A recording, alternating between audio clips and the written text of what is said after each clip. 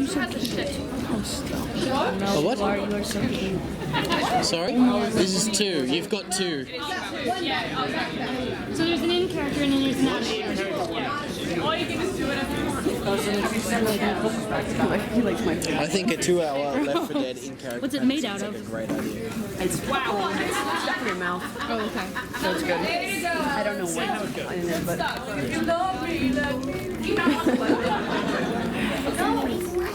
it's a phone. Why would you give it to her? You don't want to know where it's Thank you, love. There's just so many people. It's the last day. What would you expect? Well, no, we thought you'd left. Yeah, we thought everyone would have gone by now. It's crazy. Oh, there's still more. I'll send we're going to see. Why are these mine now? Unless you want to hold them. So we know a lot of people are leaving early. Who's leaving early and can't stay for the full thing? There is a couple of people. We know a lot of people have to Leave it. live home and stuff like that. So this is obviously meant to be a 2-hour panel of IC first half, OC second half. What we're going to do instead is we're going to do a half-hour just OC thing to begin with, and the rest of it we'll do IC because that seems to be the thing you guys enjoy more. So we're going to do that if that's cool by you. Yep. Sounds good. That means people who do have to leave early hopefully get to see a bit of everything. Is the plan. There's a 1 hour in and then 1 hour out So yeah, of character. does anyone 30 in this minutes room out of not know character who we are? and 1.5 hours in character. How did you roll? I didn't lie this time. Does anyone in this room genuinely not know who we are? There's one who seems to be being honest. The rest of you are mostly lies. We are Parle Productions. We are a cosplay group from the UK. We specialise in doing parody videos, cosplay music videos, video game let's plays, walkthroughs on makeup, and generally making fools of ourselves for people's amusement. That's how we roll. For this, we're going to be doing OC Q&A to begin with, where you can ask us questions about pretty much anything. The only thing we won't do is sing more happy birthdays to people, because that requires a Charlotte for it to be fully effective. And it's not the same without Charlotte dancing on stage as she sings. So it would be a bit lackluster. But anything else you guys want to ask of us, feel free to throw it up on stage. We have to stay PG-13 because that's how competitive rolls. And then after half an hour, we're going to break into IC Q&A, which will be a Left 4 Dead Q&A. Go home to who? Who are you shouting at? Don't just shout go home to random people. Alright, be nice. What's your favorite chocolate flavor? To the airport. So yeah, if anyone has any questions, throw your hands in the air. We'll randomly point at people and answer to the best of our abilities. If this panel sucks, it's your fault for not asking enough questions. Yo. No. I just food, because you know we need more of it. Give you our address, they can take it all. We considered it, but they in the UK for some reason they cost quite a fair bit of money. So for some reason people think that we make a lot of money off YouTube. We don't make pretty much anything off YouTube compared to the amount of money we spend making cosplays. The amount we get back from that from YouTube and shirt sales and stuff is minimal. So it's not something we can afford, unfortunately. If we ever do manage to afford it, then we will, because we love getting. Jack keeps every single letter, picture, gift, badge, photo that's ever given to him at conventions. He has a box in our attic full of them. So we don't throw nothing away. Aww. Get it in the box, forget about it forever. No, and then every now and then when we go up, because we keep all our cosplay stuff in our really huge attic, the box will just sort of be there and we'll go, right, let's sit here and look at this for half an hour. It's 8 years worth of just notes, and that's not just like handwritten letters, that's like little scraps that people have gone, I want to write something, it's just like, hi. People who've stolen the paper from the hotel rooms and things and written something right before they come to the con, stuff like that. We keep it all. So yeah, if we ever get the chance, we will. Unless you tear it up ceremoniously. Unless it's a terrifying letter. I forgot that it was you and I was very confused. It's okay if you pet him, I was just confused. We'll put it on its own little boat, send it out to Tampa Bay and fire burning arrows at it. So this is a callback to last year. Lauren and Becky, can you guys do pikey accents? I cannot. Becky probably can. She's a scouser, let's basically the same. Scouse accents are really in the back of your throat, they're really quick, and you've got to be really on top of it. Everyone's mate, everyone's lad, and Gail's beards. It's a really weird Everyone accent. sat there like, I really hate this accent, but it's the accent I'm actually supposed to have. Everyone in my area's got this accent. Disgusting. Disgusting. He sounds like the Beatles. what the Beatles sound like. The Beatles come from where Becky was born, did you know? Did they?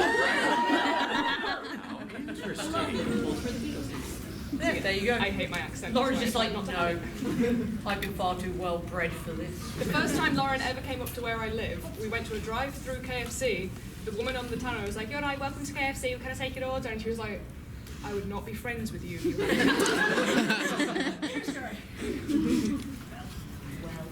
Anyone else?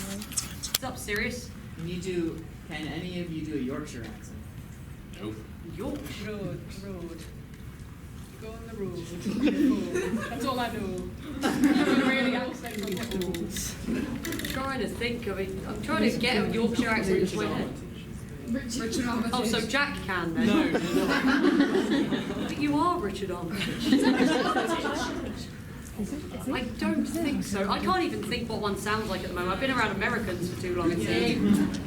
So on the Richard Armitage thing, obviously because he is a Yorkshireman, randomly because we always make the joke that Jack looks like Richard Armitage. So when we go through public spaces like on the underground trains in London, we'll suddenly all be walking along completely casual, pull out our phone and go, is that Richard Armitage? And you see everyone in the train section going, and then there's just Jack stood there like, I know. Oh.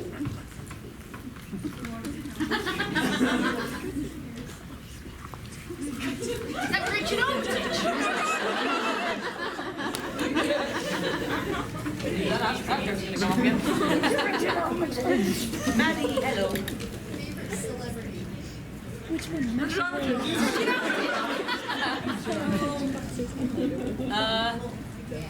The flowery one. Oh, yeah. Michael Jackson. Thanks. Pine's face. William Shakespeare is Pine's face. Just the face. Just the face. Nope. I don't know anything about Chris Pine. So what, if someone peeled off his face and put it on someone else's face, you'd still like it? I'll take it.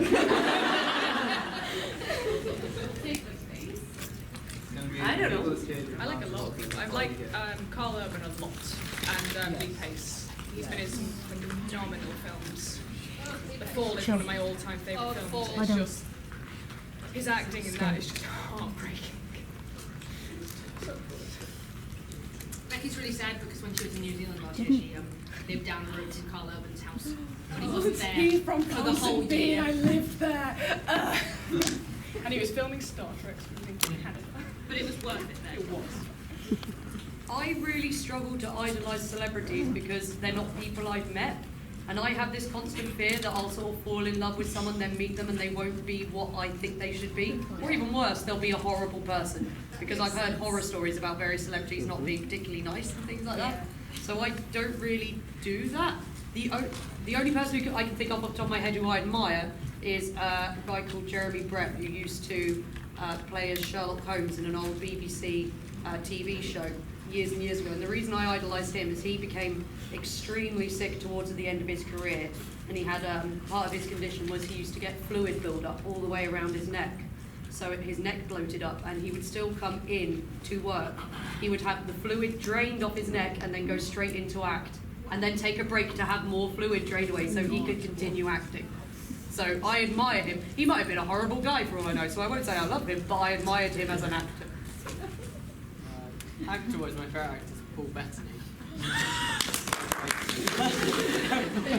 But if they don't have to be alive, and James McAvoy. But if they don't have to be alive, then my favourite all-time is Lord Byron. Like, Lord Byron is my absolute I do that. What about Tom Hiddleston? Yeah, Taylor Swift is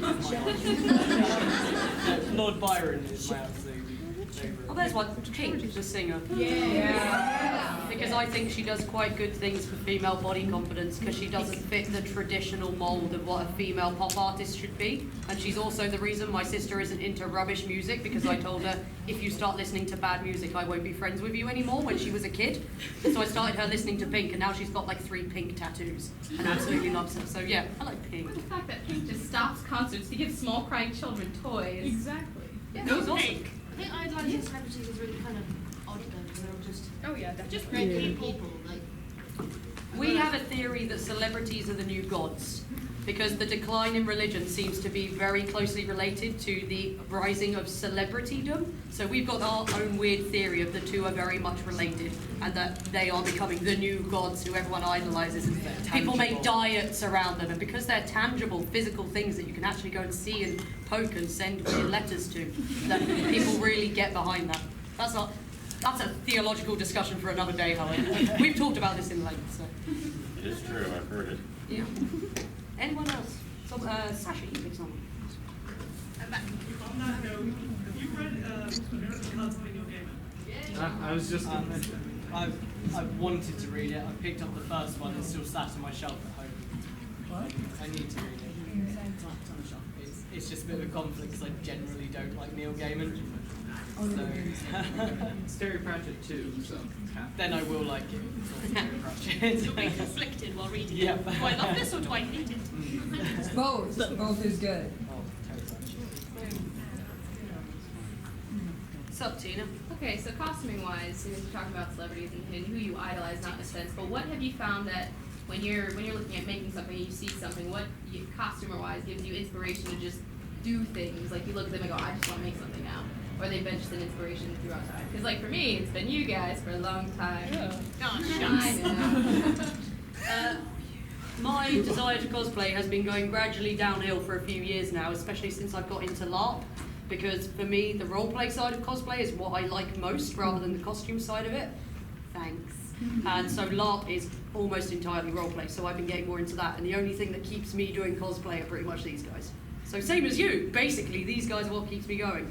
And because they are also all good at various things to do with cosplay, it means that if I'm struggling, I know I can basically pawn it off on someone else and they'll get it done for me, which is always good. Which is probably the same with you and Danielle. Yeah. Yep.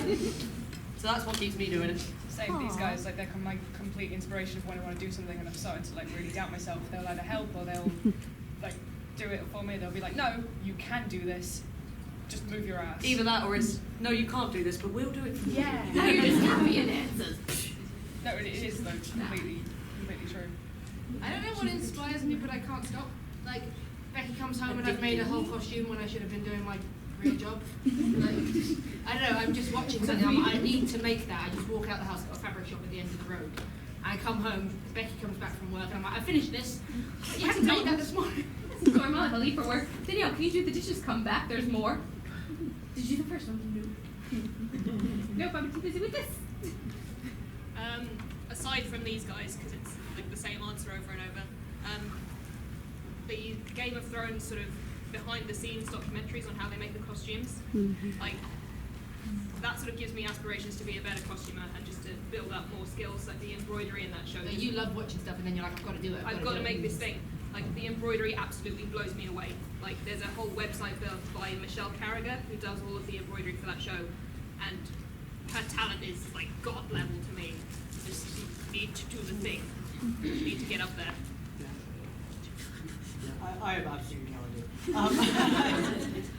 It's mainly, it's mainly seeing things and wanting to mimic them, mirror them, recreate them, and like you said, more the role play side than anything. And if these guys can get involved, then most of the time, our friendship group, we don't actually talk to each other. We talk in character to each other at restaurants, hotel room, everywhere. And the amazing thing is that we will slip into character and everyone knows exactly who's talking at that point. It's very Pizza Hut. Oh my god. There's a Pizza Hut we can no longer go to. Because when we first got into Left 4 Dead, we do a thing of if you can roleplay it in public, you're confident enough to roleplay it on screen and on stage. So we do a thing of we'll get into character and we will literally just go out and do our daily stuff while speaking, acting, all this stuff in character. At the time we were super into Left 4 Dead and getting ready to do that, we were going to Pizza Hut a lot because I'm a terrible person who doesn't care for my health. And we were going there, not in costume, but just as ourselves, but speaking in Nick and Ellis's voices. And for some reason, every time we went there, we had the exact same server. every single time. So when we did it, 2 years. and she recognised us every time. So every time we went back, if it was the same woman, we were like, oh God, here we go again. Hey! And broke into character again until we went to the point of, I can't do this anymore. I can't lie to this woman anymore. But I don't want to tell her we've been lying to her for 2 years.